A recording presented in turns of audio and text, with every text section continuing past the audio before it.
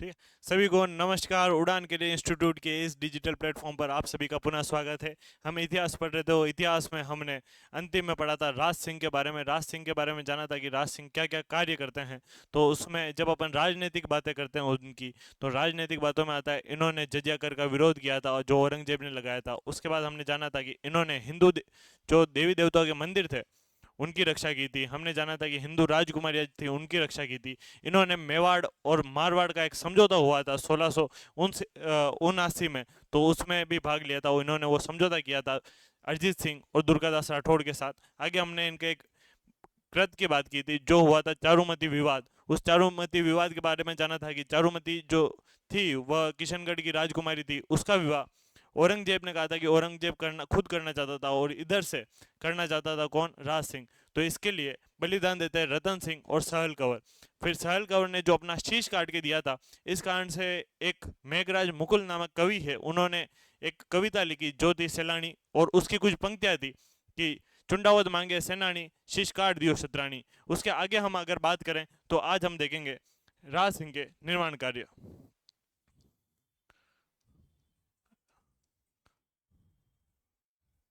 राज सिंह के निर्माण कार्य।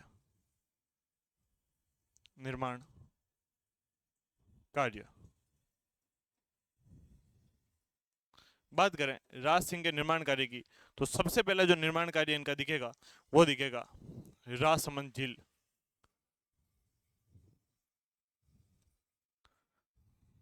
राजसमंद झील।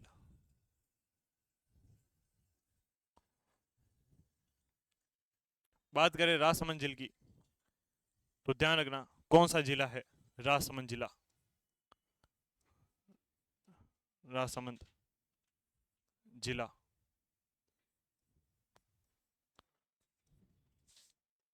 और बात करें नदी कौन सी है, नदी, नदी, तो नदी ध्यान रखना गोमती, गोमती नदी।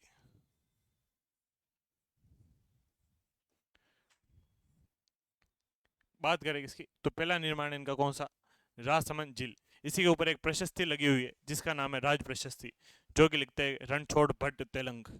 आगे बात करें इनका जो दूसरा निर्माण कार्य है वो है जाना सागर। जाना सागर। जाना सागर अपनी माता की याद, जाना दे की याद में, अपनी अपनी माता जाना दे की याद में, जाना दे की याद में।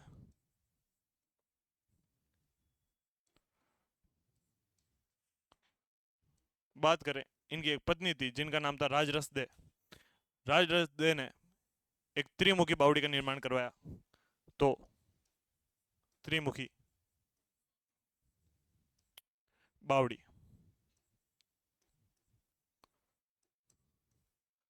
त्रिमुखी बावड़ी की बात करें तो ध्यान रखना रानी राजरस,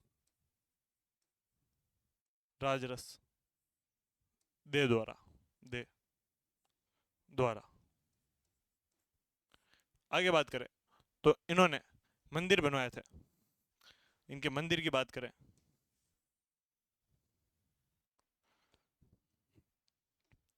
तो इन्होंने बनवाया था उदयपुर में अंबिका माता मंदिर, अंबा माता मंदिर। पूछ ले अंबा माता मंदिर कहाँ है, तो ध्यान रखना उदयपुर, उदयपुर।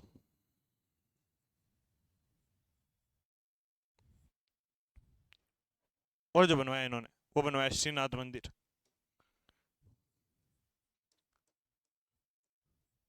श्रीनाथ जी मंदिर, जी मंदिर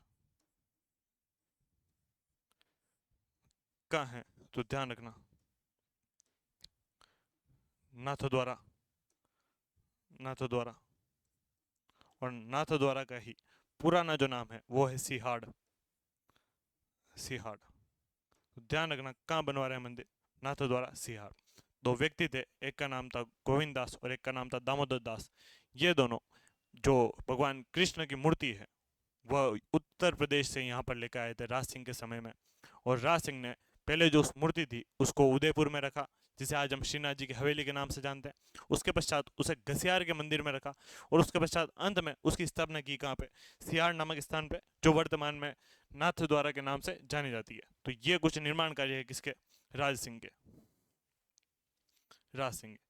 आगे अगर अपन बात करें तो हम बात करेंगे एक प्रशस्ति है जिसका नाम है राज प्रशस्ति। राज प्रशस्ति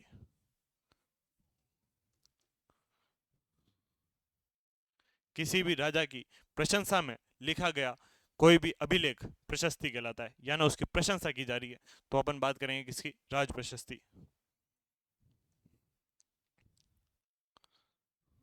समय देख लें तो ध्यान रखना 1672। बात करें कहाँ है, कहाँ,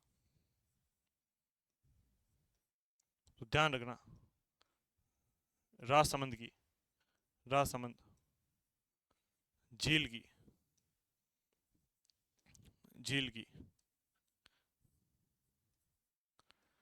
नौ चौकी पाल पे, नौ चौकी पाल पर, पाल पर। आगे बात करें तो ध्यान रखना जानकारी, जानकारी, जानकारी से पहले देखते हैं रचयिता, रचयिता, रचयिता। तो रचयिता का नाम था रणछोड़ भट्ट, रणछोड़ भट्ट तेलंग, तेलंग। आगे बात करें जानकारी की, जानकारी, तो ध्यान रखना बप्पा रावल से, बप्पा रावल से, रावल से राज सिंह तक, राज सिंह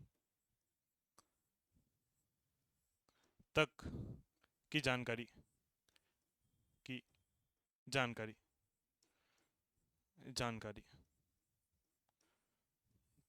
आगे बात करें तो ध्यान रखना इसमें और हमें जो जानकारी मिलती है वह मिलती है राजसमंद झील का, राजसमंद झील का निर्माण, निर्माण, राजसमंद झील का निर्माण अकाल राहत कार्य के लिए हुआ, कार्य के लिए हुआ, के लिए हुआ।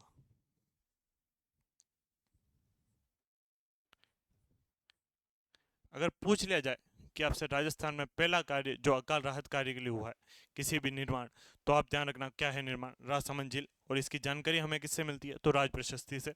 आगे हमें यहाँ से एक जानकारी मिलती है कि उस समय में गुरुकुल पद्धति जो थी वो प्रचलित थी।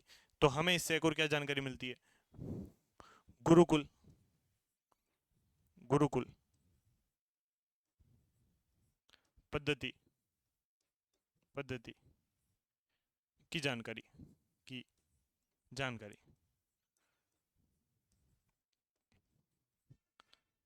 आगे हमें पता चलता है मेवाड़ की प्रशासनिक व्यवस्था के बारे में, मेवाड़ की प्रशासनिक,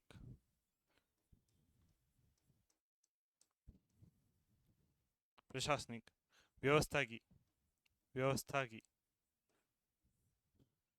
जानकारी, की जानकारी।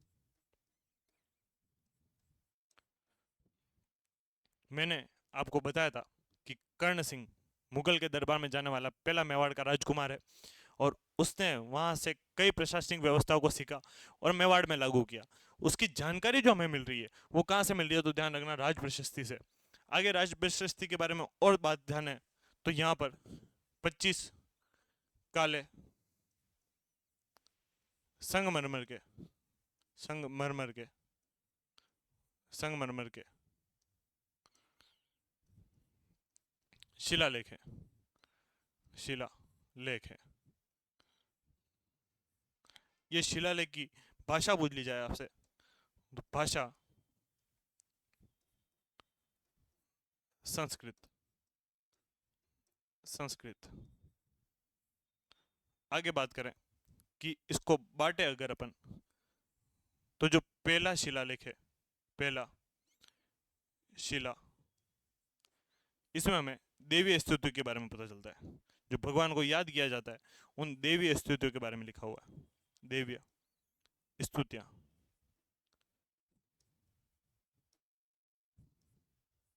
आगे बात करें जो इसका 24 अन्य शिलालेख है, 24 शिला,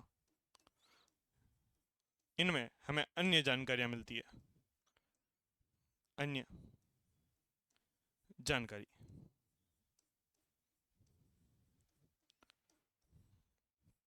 नोट करके एक बात ध्यान रखना,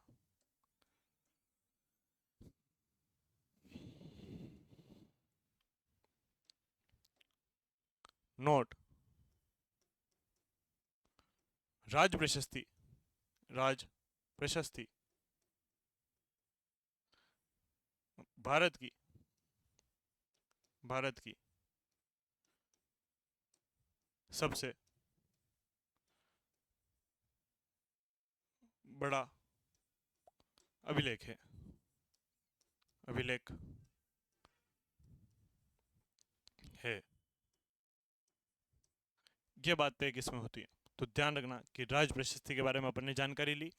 इसमें अपन वापस बात करें, 25 काले संगमरमर की शिलाएं हैं जिनकी भाषा संस्कृत है। पहली शिला है, इसमें देवी स्तुतियां लिखी हुई है। 24 जो अन्य शिलाएं हैं उनमें अन्य जानकारियां हैं। जितनी भी अपन राजाओं के बारे में बात कर रहे हैं, बप्पा रावत से लेकर राज सिंह तक की जानकारी, प्रशासनिक व्यवस्था, इन सब की जानकारी का है, तो ध्यान रखना इसमें 24 जो अन्य शिलालेख है उसमें। आगे बात करें तो 1680 में अपन राज सिंह का निधन हो जाता है। इनके कुछ दरबारी विद्वान थे, तो उन दरबारी विद्वानों के बारे में भी अपन जाने। तो सबसे पहले जाने 1680 में राज सिंह का, राज सिंह का निधन हो गया, निधन हो गया, हो गया। बात करें इनके दरबारी विद्वान, दरबारी विद्वान,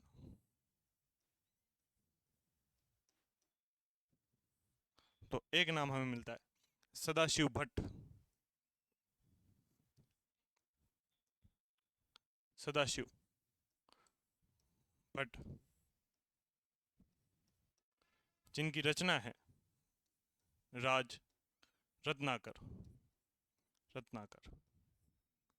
ध्यान रखना सदाशिव भट्ट की रचना क्या है, राज रत्नाकर।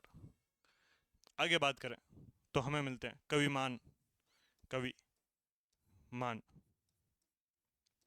इनकी रचना है राज प्रकाश, राज प्रकाश।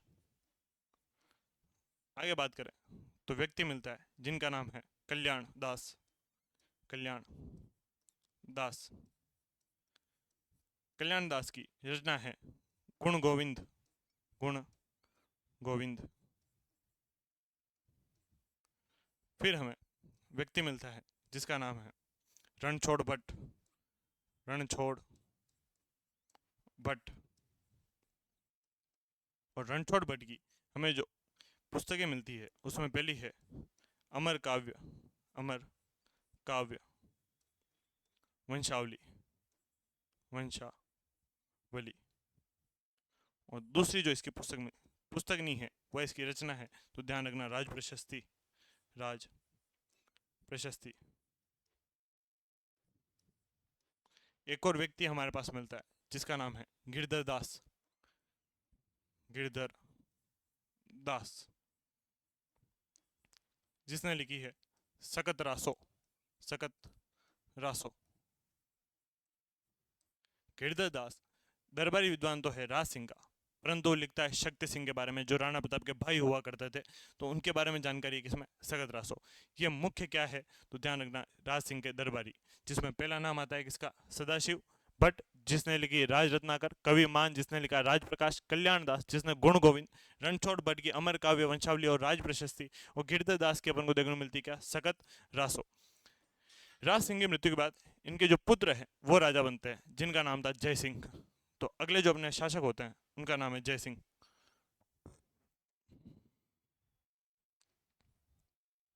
जय सिंह, जय सिंह। समय देख लिया जाए इनका तो 1680 से 1680 से 1698, क्या कह सकते हैं, सॉरी 1697। हम बात करें जय सिंह के बारे में, तो जय सिंह के बारे में ज़्यादा बातें अपने कार्य की है नहीं। इन्होंने भी एक राजनीतिक कार्य किया था। मैंने बताया था कि राज सिंह ने दुर्गादास राठौड़ और अजीत सिंह के साथ मिलकर मेवाड़ मारवाड़ समझौता किया था। उसके पश्चात औरंगजेब युद्ध करता है और यह समझौता तोड़ने का प्रयास करता है, परंतु टूटता नहीं है। उसके बाद हमने देखा था कि वह अपना पुत्र अकबर को भेजता है यहाँ पे, उसी जो समझौता था उसी को ये आगे बढ़ाते हैं। और ये जब अकबर यहाँ आया था तो उसको विरोध में जोड़ लिया था, उसको अपने साथी बना लिया, और राज सिंह और दुर्गादास दोनों ने मिलकर उसे मेवाड़ का बादशाह घोषित कर दिया था। तो बात ध्यान रखना, 1681 में राज सिंह, सॉरी जय सिंह, जय सिंह, जय सिंह और दुर्गादास राठौड़ ने, दुर्गादास राठौड़ ने, राठौड़ ने, दुर्गादास राठौड़ ने अकबर को, अकबर को, अकबर को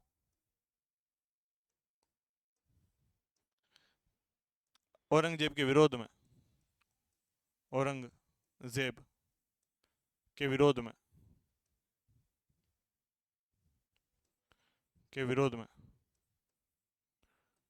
विरोध में भारत का, भारत का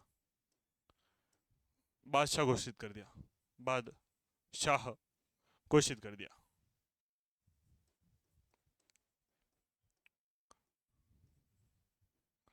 कर दिया। यहाँ पर जो अकबर था वह सोचने लग गया कि औरंगजेब को हराकर मैं भारत का बादशाह बन जाऊंगा, पर औरंगजेब बहुत बड़ा कूटनीतिज्ञ, उसने एक कूटनीति खेली, और जिस प्रकार का देखे तो एक न्यूज़ पहुंचा देता है वो दुर्गादास और जय सिंह के पास कि अकबर के पास एक चिट्ठी आई हुई है जिसमें औरंगजेब कह रहा है शाबाश बेटे, तूने जो कार्य किया है वो एकदम योजना के ऊपर चल रहा है, हम इसी प्रकार से इन दोनों को मार देंगे। तो जय सिंह और दुर्गादास के पास जब ये चिट्ठी पहुंचती है गलती से, तो उन्हें ये लगता है कि है ना ये भाई हम गलत फंस गए। औरंगजेब की ये चाल थी अकबर को यहाँ भेजना, उसको बादशाह बनाना, वो अपने साथ इतना कैसे जुड़ सकता है। इस कारण से जय सिंह ने जो समझौता था मेवाड़ और मारवाड़ ये तोड़ दिया और वापस औरंगजेब से संधि कर ली। तो बात करें औरंगजेब की, औरंगजेब की, जेब की कूटनीति से, कूटनीति से, नीति से यह समझौता, यह समझौता, समझौता टूट गया, टूट गया, तथा जय सिंह ने, जय सिंह ने, सिंह ने पुनः औरंगजेब से, औरंगजेब से, औरंगजेब से संधि कर ली। संधि कर ली, कर ली। आगे बात करें अपन, तो इसी जो औरंगजेब और जय सिंह के मध्य संधि होती है, इसे हम एक नाम से जानते हैं, वह है मेवाड़ मुगल की दूसरी संधि। यह होती है 24 जून 1682 को। तो ध्यान रखना क्या बात है।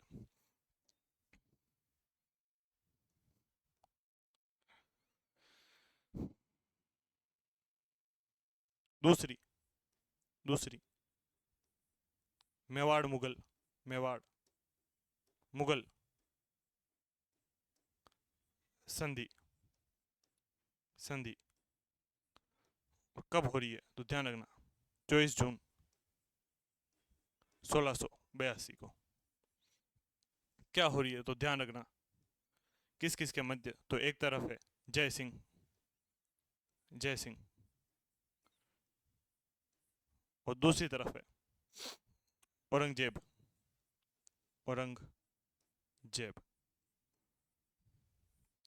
दोनों मिलकर संधि करते हैं, और इस संधि की शर्तें क्या रखी जाती है, तो एक शर्त रखी जाती है सबसे मुख्य जो हम पढ़ते हैं, वह है शर्त।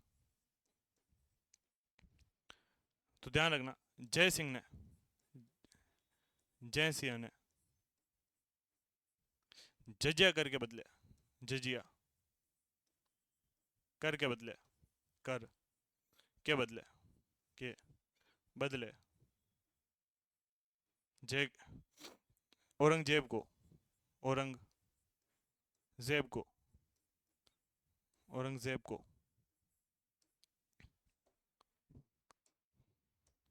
पुर मंडल, मंडल और बदनौर, बदनौर की जागीर दे दी, की जागीर दे दी। बात करें तो राज सिंह जो था, जो जय सिंह के पिता थे, वह इस जजिया कर का विरोध कर रहे थे। उसी जगह जय सिंह ने जब राजा बना, और उसके बाद जब मेवाड़ और मारवाड़ समझौता टूटता है, तो ये वापस जब संधि करने जाता है, तो उसने कहा कि या तो जजिया कर दे, ये क्या करेगा तू। तो जय सिंह ने उस समय में पूर्व मंडल और बदनौर की जागीर किसको दे दी, तो ध्यान रखना औरंगजेब को। ये संधि कब हो रही है, तो ध्यान रखना 24 जून 1682। किस किस के मध्य, तो जय सिंह और औरंगजेब। फिर जय सिंह का एक निर्माण कार्य हम पढ़ते हैं, वह निर्माण कार्य है जयसमंद झील का निर्माण करना। तो बात करें जय सिंह का निर्माण कार्य, जय सिंह का निर्माण कार्य, जो सबसे पहले जय सिंह का निर्माण कार्य आता है, वह आता है जयसमंद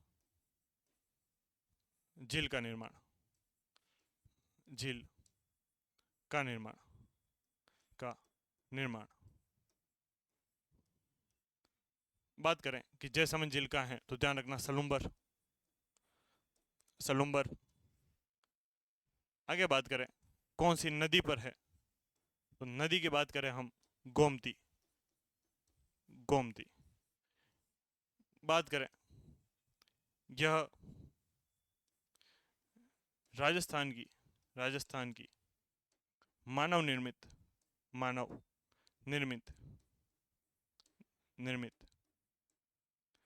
सबसे बड़ी, सबसे बड़ी मीठी झील, मीठी पानी की झील, सॉरी मीठे पानी की झील, मीठे पानी की झील, की झील। यूं कहा जाता है कि एक बार जब राज सिंह राजसमंद झील का निर्माण करवा रहे थे, तो जय सिंह वहां पहुंचता है कि डैडी से मिलना है। वहां पे डैडी कहते हैं मैं बिजी हूँ भाई, नहीं मिलने का टाइम है मेरे पास। उसने 2-3 बार प्रयास किया कि है ना मैं मेरे पिताजी से मिल लूँ, जब वो राजसमंद झील बना रहे थे। राज सिंह नहीं मिल पाते। तब ये सोचता है कि जिस दिन मैं राजा बनाना, उस दिन इन पापा से भी बड़ी झील बना के बताऊंगा। और उसने झील बनाई कौन सी, जयसमंद झील।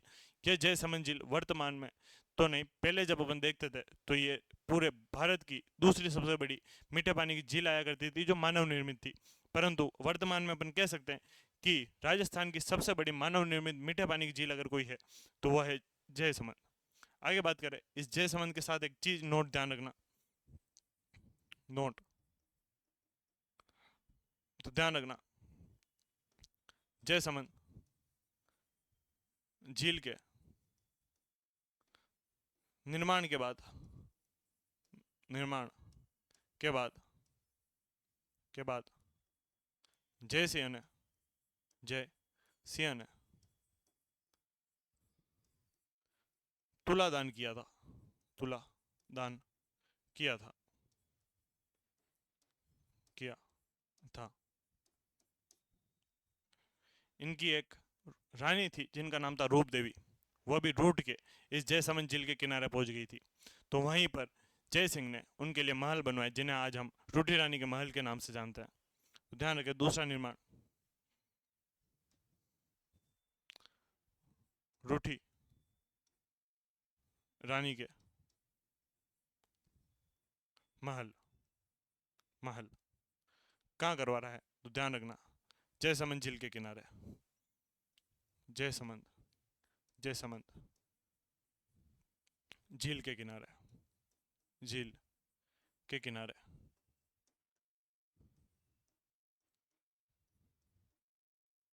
इस प्रकार जय सिंह के बारे में जो बातें थी वो यही है।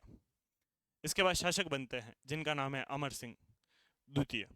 तो हम बात करेंगे अगले शासक जिनका नाम क्या है, अमर सिंह द्वितीय।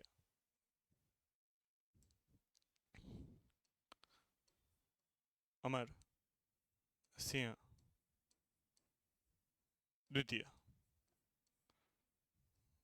कब बन रहे हैं तो ध्यान रखना, 1697 से 1710। बात करें हम किसकी, अमर सिंह के बारे में, तो अमर सिंह के समय में इस पूरे क्षेत्र में एक पगड़ी प्रचलित हुई जिसका नाम है अमरशाही पगड़ी। तो अमरशाही पगड़ी किसके समय में शुरू हुई तो ध्यान रखना, अमर सिंह। तो लिखें अमर सिंह के समय, अमर सिंह के समय, सिंह के समय अमरशाही, अमर शाही पगड़ी, पगड़ी प्रचलित हुई, प्रचलित हुई। इसी पगड़ी को मारवाड़ क्षेत्र में कहा जाता है साफा, मेवाड़ क्षेत्र में कहा जाता है पगड़ी। मेवाड़ जो क्षेत्र है वो पगड़ियों के लिए काफी प्रसिद्ध रहा है, स्वरूप शाही, अमर शाही, भूपाल शाही। तो जो अमर शाही पगड़ी है वो अमर सिंह के समय शुरू हुई। अमर सिंह के समय एक समझौता होता है जिसे हम जानते हैं देबारी समझौता, देबारी समझौता, समझौता कब हो रहा है तो 1708 में। क्या बात होती है सुनना, इधर से औरंगजेब की मृत्यु हो जाती है और औरंगजेब की मृत्यु के बाद उसके दो बेटे उत्तराधिकार के लिए लड़ते हैं, जिसमें एक का नाम था मुअज्जम और एक का नाम था आजम। दो इधर से जो मारवाड़ था, मारवाड़ को औरंगजेब ने खालसा घोषित कर रखा था। अजीत सिंह इधर उधर भटक रहे थे दुर्गादास के साथ। इधर अपन बात करें जयपुर की, तो जयपुर में उस समय शासक हुआ करते थे जय सिंह। जय सिंह ने साथ दिया था आजम का, और उनका एक छोटे भाई थे जय सिंह के जिनका नाम था विजय सिंह, उन्होंने साथ दिया था किसका तो ध्यान रखना, मुअज्जम का। इसमें मुअज्जम विजय हो गया और मुअज्जम ने जय सिंह को हटा के विजय सिंह को राजा बना दिया। अब जय सिंह के पास भी जो ड्यूटी थी वो खत्म हो गई कि अब भाई राजा नहीं रहा है। इधर अजीत सिंह भटक ही रहा था।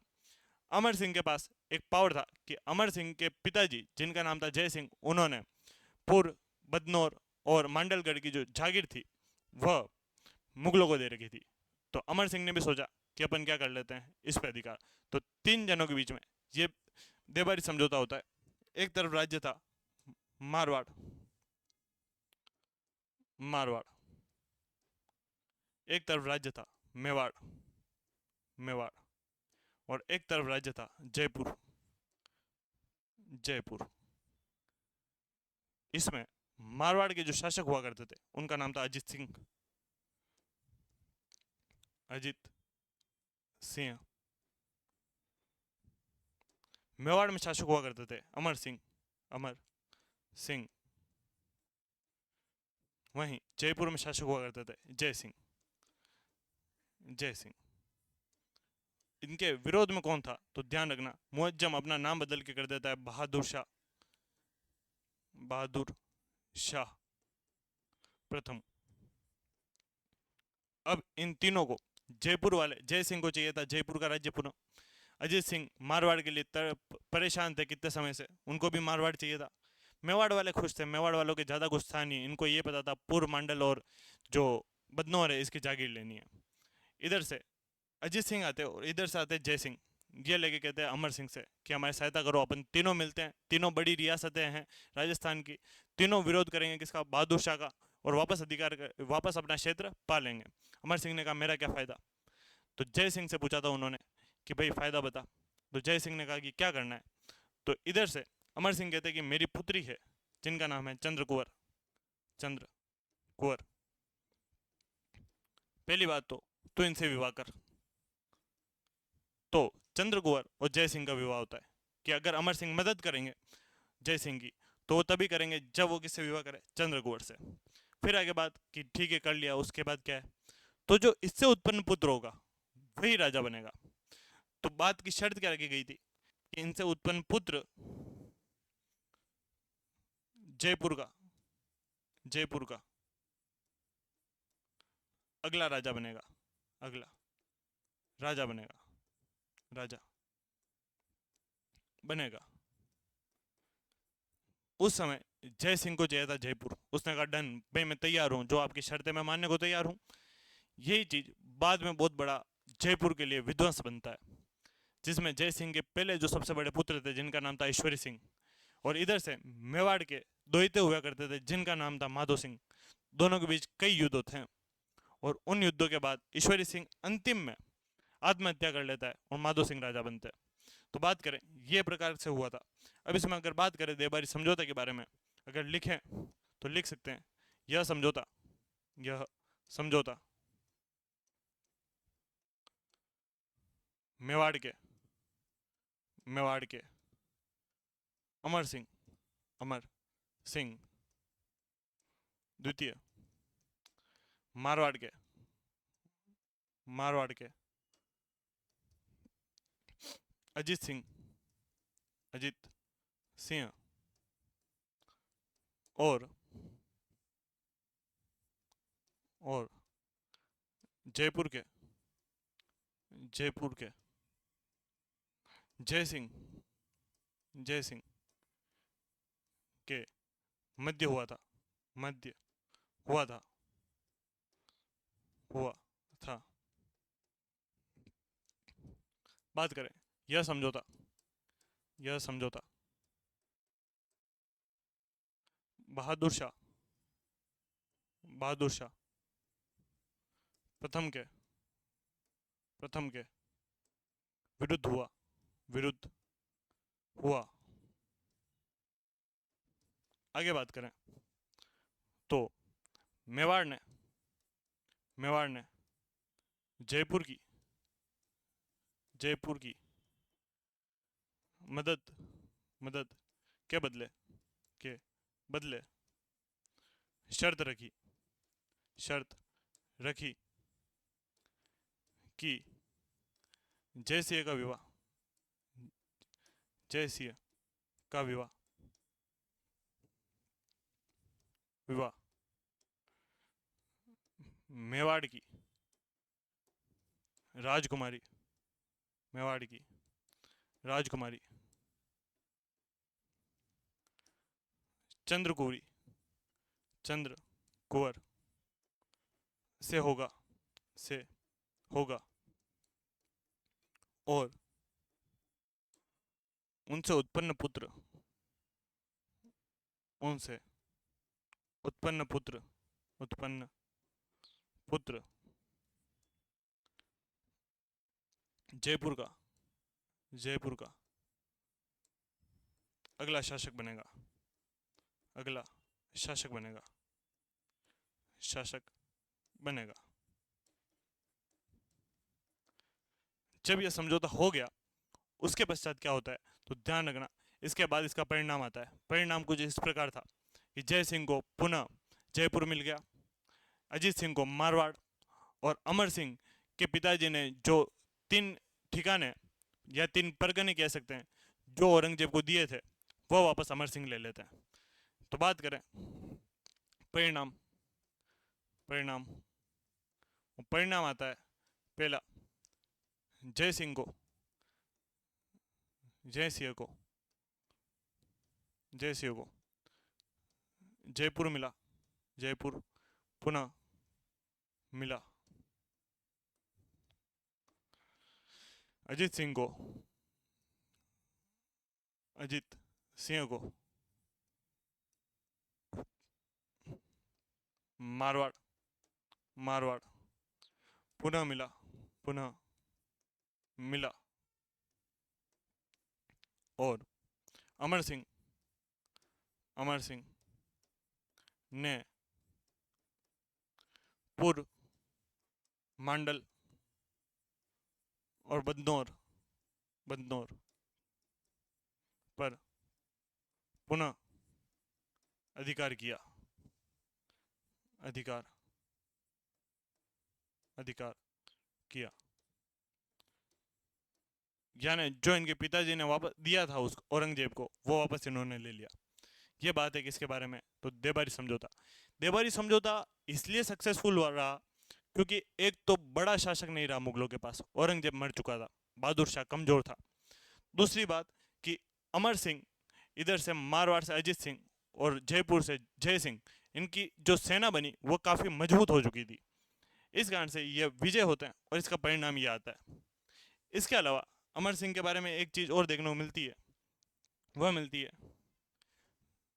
जो मेवाड़ के 16 प्रथम श्रेणी ठिकाने हैं, मेवाड़ के, मेवाड़ के 16 प्रथम श्रेणी ठिकानों का, ठिकानों का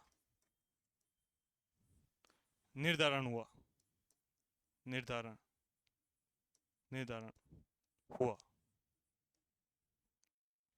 ये बात किसकी, तो ध्यान रखना अमर सिंह के बारे में। अमर सिंह के बारे में एक और बात अगर ध्यान रखें तो ध्यान रखना 1710 में अमर सिंह की मृत्यु हो गई, अमर सिंह की मृत्यु हो गई, मृत्यु हो गई।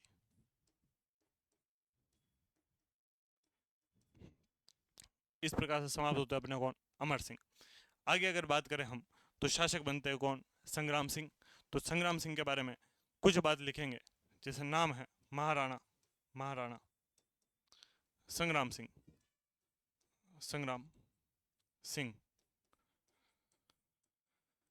समय देखें इनका तो 1710 से 1734 ईस्वी। इनके बारे में क्या होता है तो 1711 में ही पहली बार मेवाड़ के ऊपर जो मराठा है वो आक्रमण करते हैं और नीमच वाला जो क्षेत्र है इसको लूट के जाते हैं। तो इनके बारे में सबसे पहली बात ध्यान रखें कि मेवाड़ में, मेवाड़ में प्रथम बार, प्रथम बार मराठाओं का, मराठाओं का आगमन, आगमन क्या करके गए, नीमच से, नीमच से लूट। आगे बात करें तो इनके समय में एक घटना होती है जिसे हम नाम से जानते हैं जयपुर बूंदी विवाद। उस जयपुर बूंदी विवाद के साथ ही राजस्थान में मराठाओं का आगमन होता है और वह मराठा जयपुर को लूटते हैं। तो जय सिंह एक योजना बनाता है जिसे हम नाम से जानते हैं हुडा सम्मेलन। हुडा सम्मेलन की जो योजना बनी थी वो जय सिंह ने था, पर उसका जो अध्यक्ष चुना जाना था वो संग्राम सिंह को। परंतु जब यह हुडा सम्मेलन हो रहा था उससे पहले इनकी मृत्यु हो जाती है। पर यह बात ध्यान रखी जा सकती है कि इन्हें, इन्हें मराठाओं के विरुद्ध, मराठाओं के विरुद्ध, के विरुद्ध, विरुद्ध हुए हुडा सम्मेलन में, हुडा सम्मेलन में सम्मेलन में अध्यक्ष अध्यक्ष बनाना तय हुआ, बनाना तय हुआ, तय हुआ, परंतु सम्मेलन से पहले ही, सम्मेलन से पहले ही, से पहले इनकी मृत्यु हो गई, इनकी मृत्यु हो गई, मृत्यु हो गई। बात करें इनके निर्माण कार्य की, निर्माण कार्य, तो इनका एक निर्माण कार्य हमें मिलता है, जो मिलता है सहेलियों की बाड़ी, सहेलियों की बाड़ी, की बाड़ी, किसके लिए? तो अपनी पुत्री, अपनी पुत्री ब्रज कंवर, ब्रज कंवर के लिए। बात करें किसके लिए बनाया है सहेलियों की बाड़ी, तो ध्यान रखना ब्रज कंवर के लिए। यह इनका निर्माण कार्य था। अगर पूछ ले आपसे सहेलियों की बाड़ी कहाँ है, तो ध्यान रखना उदयपुर, उदयपुर। उसके बाद हम आगे की बात करेंगे अगली क्लास में, क्योंकि शिक्षक जी आ चुके हैं, तो हम अगली क्लास में मिलेंगे। आशा करता हूँ आप पढ़ रहे होंगे, अपनी तैयारी को तत्पर रूप से तैयार कर रहे होंगे, मजबूत प्रयास कर रहे होंगे, रेगुलर रोज पढ़ाई कर रहे होंगे। आज का दिन आपके लिए मंगलमय और शुभमय हो। मिलते हैं अगली क्लास में। धन्यवाद।